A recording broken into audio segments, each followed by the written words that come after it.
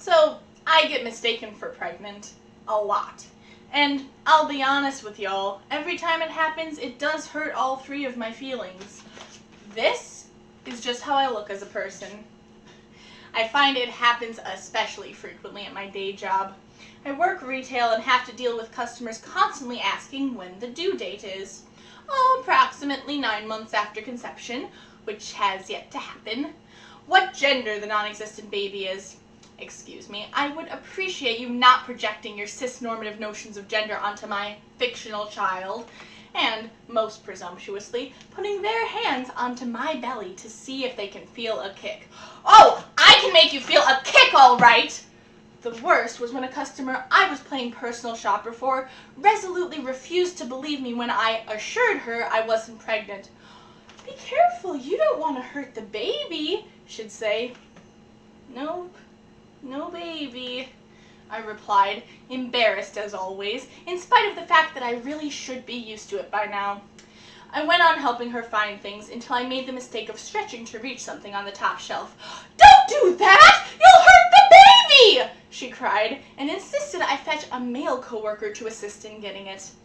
My colleague abided, albeit annoyed, since he knew I was perfectly capable of reaching it myself.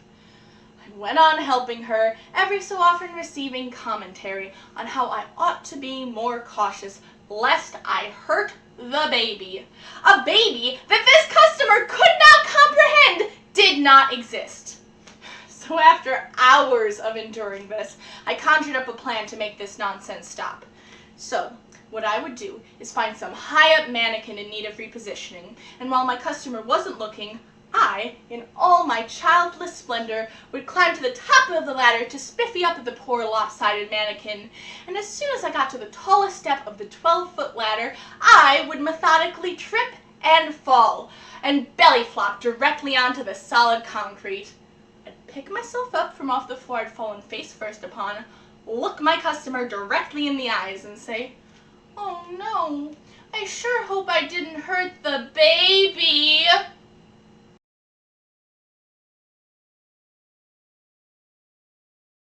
On opening night of my professional acting debut, I saw my rapist on the fucking L train as I headed home, beaming with the afterglow of basking in the spotlight.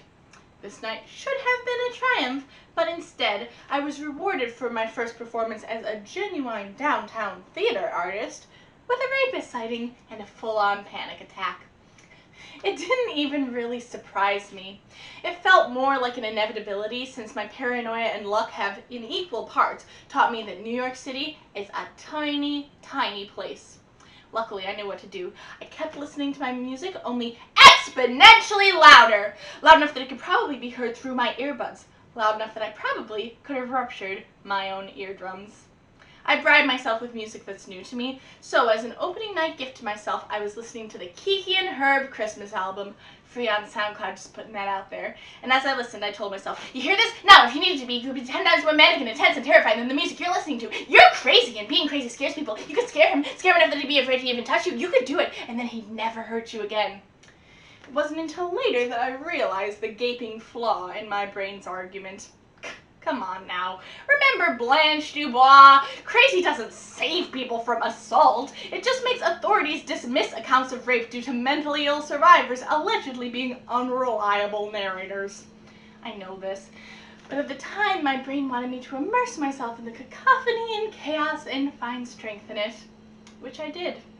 The song I kept on repeat on that Brooklyn-bound train went, "Girl in the snow, where do you go to find someone who will do? To tell someone all your truth before it kills you."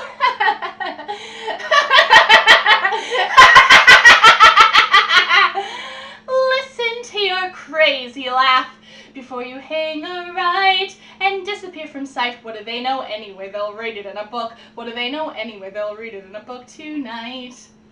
One of the first people I attempted to tell about the incident was a professor, in hopes of explaining to her why I had to miss a class.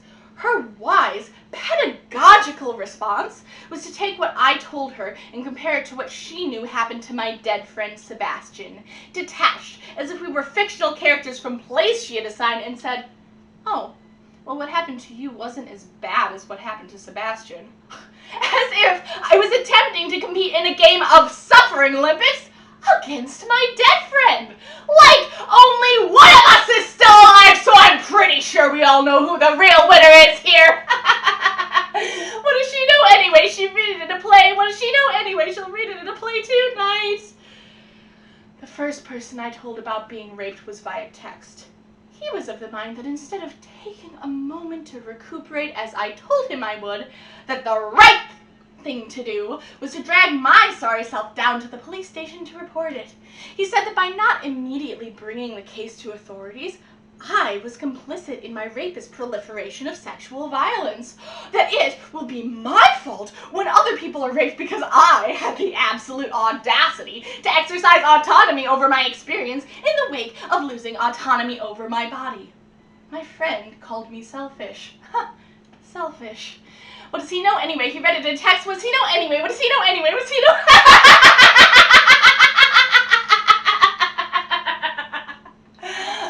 Anyway, I survived the train ride with my rapist just as I have survived everything. And once I got to a place of relative safety, I shrugged and thought, well, I don't want to start any blasphemous rumors.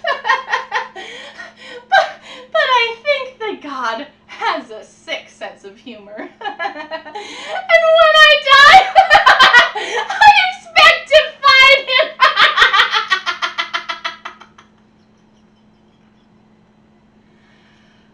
Laughing.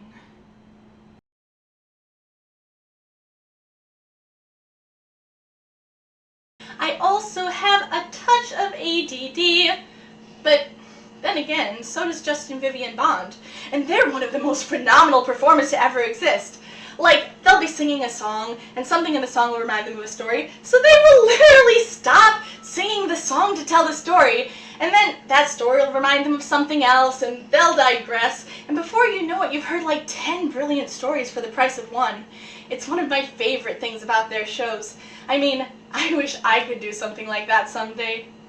Oh my god, one time they were singing the song Baba by Bambi Lake, which is a bop of a song, by the way, and singing that song got mixed with talking about Jodie Foster being a lesbian, which actually makes perfect sense when you think about it, because Baba Black Sheep and Silence of the Lambs, isn't that the cleverest thing you've ever heard?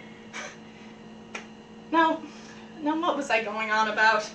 Oh, right.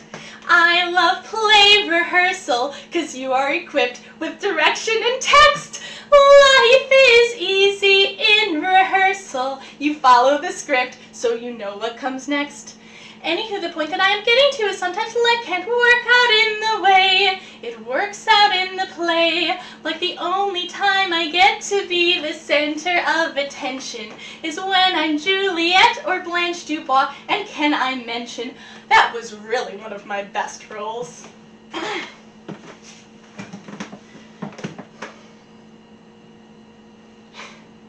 He was a boy, just a boy, when I was a very young girl. When I was 16, I made the discovery, love, all at once and much, much too completely. It was like someone turned a blinding light on something that had always been half in shadow. That's how it struck the world for me. But I was unlucky, deluded. There was something different about the boy. A nervousness, a softness and tenderness which wasn't at all like a man's, although he wasn't the least bit effeminate looking. Still, that thing was there. He came to me for help. I didn't know that. I didn't find out anything until after our marriage, when we'd run away and come back, and all I knew was that I had failed him in some mysterious way and wasn't able to give him the help he needed but couldn't speak of. He was in the quicksands and clutching at me, but I wasn't holding him out. I was slipping in with him. I didn't know that. I didn't know anything except I loved him unendurably, but without being able to help him or help myself. Then I found out in the worst of all possible ways, by coming suddenly into a room which I thought was empty, that wasn't empty, but had two people in it. The boy I had married and an older man who had been his friend for years. After it was over, we pretended that nothing had been discovered.